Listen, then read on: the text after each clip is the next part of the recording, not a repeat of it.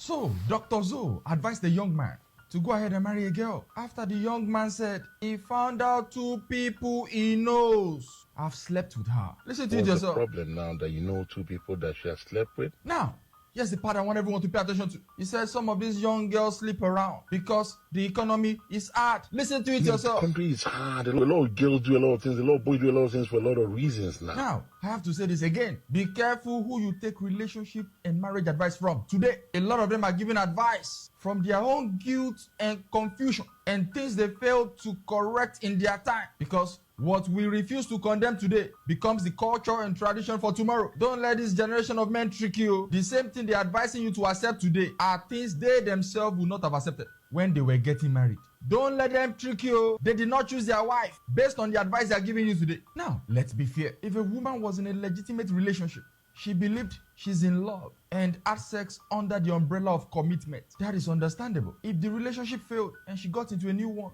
believing again that she's found the love of her life, that is also understandable because she's giving her body under commitment. But many women today are not doing that. They are sharing it casually. Just survivor. Pleasure. They are giving it for attention and opportunity. And even if she later surrenders her life to Christ, forgiveness is God's business. Consequences do not disappear because somebody changed their voice. Now, a woman who has mastered the habit of sharing herself because of economic situation will not think twice when she's married and another economic situation comes. Economic situation no dey finish. Now here's the part everyone wants to go and hide from, because if her body has become a survival strategy before marriage, what happens when survival becomes hard again inside marriage? Don't let them trick you. The men advising you to accept it will not accept it in their own home, or they will come online to come and be advising you to marry what they protected their own homes from. Now, if you're about to marry, the sex alone is not the problem. The problem is that you know the people. And as a man, by your nature, you may not be able to unsee that. And the people telling you today to ignore it will not be there when that's your marriage start troubling your mind.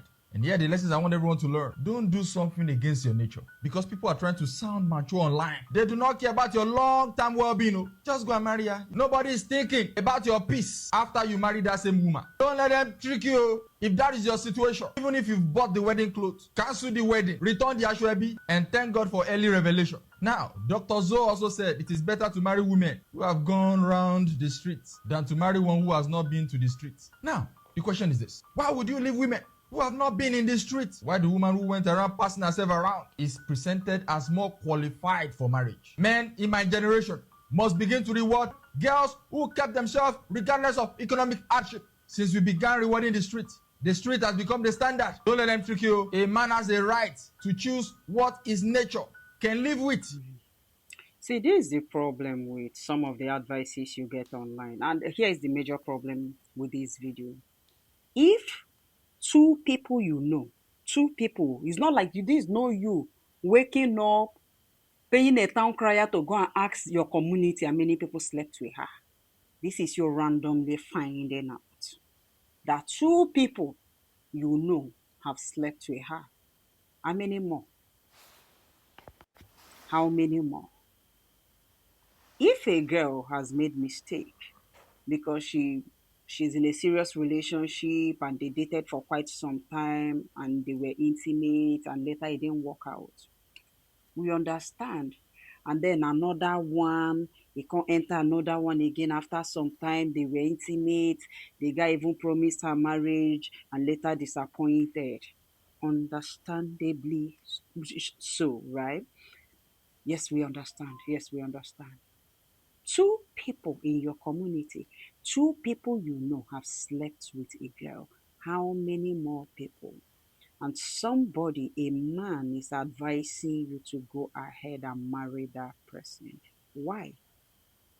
The question is, if this man was in your shoes, would he have gone ahead to marry the woman? You understand? That era, see, women just randomly sleep with anybody they see and expect you, oh, not to judge them. It's okay.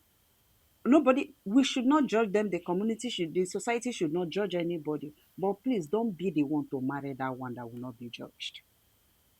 Don't be the one to marry a woman that you will take to a party and more than 20 people in that party have slept with her. Don't be a refuse dump.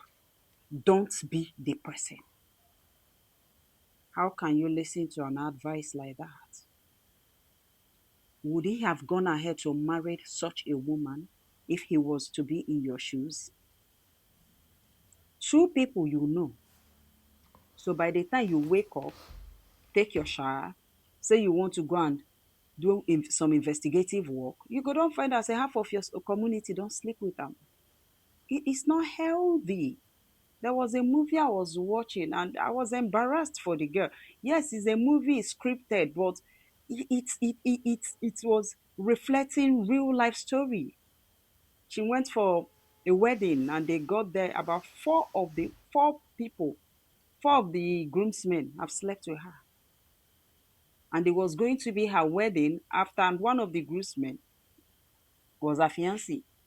Four of the groomsmen have slept with her. She was embarrassed. What kind of an error is that?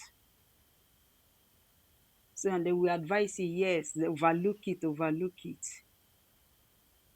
Now, dustbin you be, overlook what? Him go fit advise him son that, him go fit give his son that kind of advice. If you were to be his son, would he have advised you to marry that girl?